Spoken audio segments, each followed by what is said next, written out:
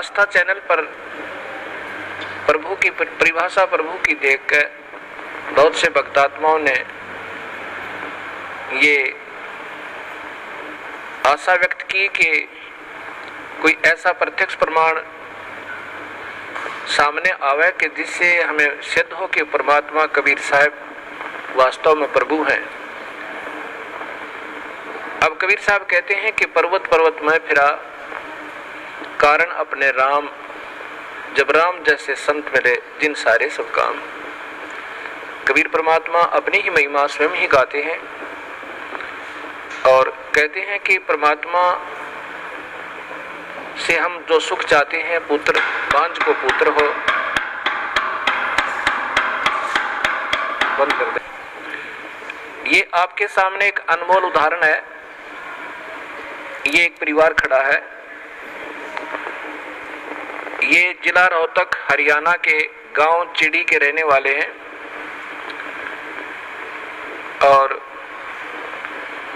इस बहन के जो अब देखो सामने, इस बहन की आयु लगभग 57 वर्ष है और साथ में ये नवजात शिशु इनकी गोद में है। ये इनका पुत्र है। पहले ये सामने जो लड़की खड़ी है, ये सामने सुलोचना नाम की लड़की, ये बड़े वाली देखना, इसका नाम सुलोचना है। आपकी कितनी आयु है बेटी?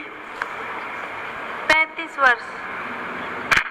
अब इस लड़की की आयु 35 वर्ष हो चुकी है और इसके ये 2 पुत्र और पुत्री हैं।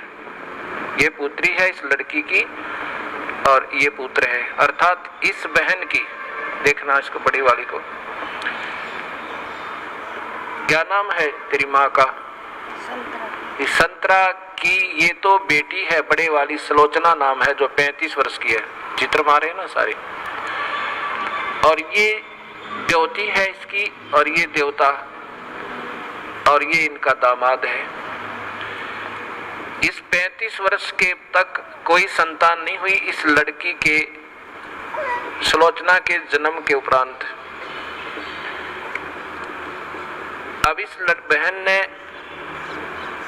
एक अपनी बहन का पुत्र भी गोद लिया। जब वो 10 वर्ष का हो गया तो उसकी मृत्यु होगी। उसकी मृत्यु के बाद ये पागल होगी। इस संतरा की ननंद गांव झांसुआ के अंदर ब्याही हुई है। वो बहुत बीमार रहती थी, सब जगह घूम ली थी, बर्बाद हो चुकी थी और कबीर परमात्मा के चरणों में आते ही कर्म दंड कटते ही वो स्वस्थ होगी। 4 वर्ष हो गए। तब वो अपनी बीमारी का इलाज हो जाने के बाद उसने फिर अपनी इस भाभी से प्रार्थना की जिसका संतान नहीं थी। एक पुत्री होने के बाद, ये जो सामने आपने चित्र में पुत्र को लिए हुए दिखाई दे रही है, फिर इधर लो, उसने जाकर के अपनी भाभी से संतरा से प्रार्थना की कि आप यहाँ नाम ले लो। ये पागल हो चुकी थी, ऐसे इसका इलाज भी करवाया गया कि ये पागल हो चुकी है, मेडिकल आदि में ले जाकर। तब इसने प्रार्थना की कि आप हमारे गुरुदेव इस दास का नाम बताया, वहां चलो, उनसे उपदेश लो। कबीर परमात्मा की रजा से आपकी ये सुनी गोद भी भरी जा सके है।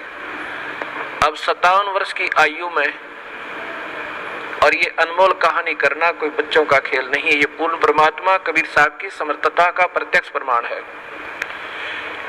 ये नहीं मानी कि अब नहीं हो सकता कुछ भी। तब उसने बहुत प्रार्थना की, इसको कह सुन करके यहाँ ले आए इस आश्रम करौथा में।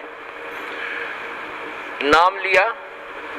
नाम लेते ही परमात्मा कबीर परमेश्वर ने अनहोनी की। ये बांझ को पुत्र दे, कोढ़ी को काया दे, वो प्रभु कहलाता है। ये गर्भ रहा, ये बच्चा परमात्मा ने भेजा अपनी कृपा से। फिर भी इनके मन में शंका पैदा कर दी इन मूर्ख मार्गदर्शकों ने, क्योंकि ये तो बेचारी सौदी में थी नहीं। पागल हो चुकी थी। कहा कि तुम्हारे देवता प्रसन्न हो गए, ये तो ऐसे होना ही था। ये 35 वर्ष तक देवता कहाँ जा रहे थे इनके। यही ये मूर्ख जो मार्गदर्शक कि कहीं तुम्हारी प्रभुता और तुम्हारे ये रोजी रोटी समाप्त ना हो जाए, फिर भी गुमराह करने की चेष्टा की। इनके दिल से यहाँ की आस्था हट गई और फिर अपनी उन्हीं देवी देवताओं के चक्कर में पड़ गई। ये लड़का 14 महीने तक माँ के गर्भ से बाहर नहीं आया। सब डॉक्टर पच लिए कि ये लड़का शायद खत्म भी हो जा बालक। फिर वही जिसने इसको नाम दिलाया था, इसकी ननंद, वो गांव गई और उसने कहा कि नादान ने जुल्म कर दिया। ऐसे प्रमाण, प्रत्यक्ष प्रमाण के बाद भी तुम्हारी बुद्धि भ्रष्ट होगी, चलो जाकर माफी मांगे, दोबारा उपदेश ले। तब ये बेचारी यहाँ आई और जो भी उन देवता का दर रखा था वो करोड़ियां बठो क्या ठा गए।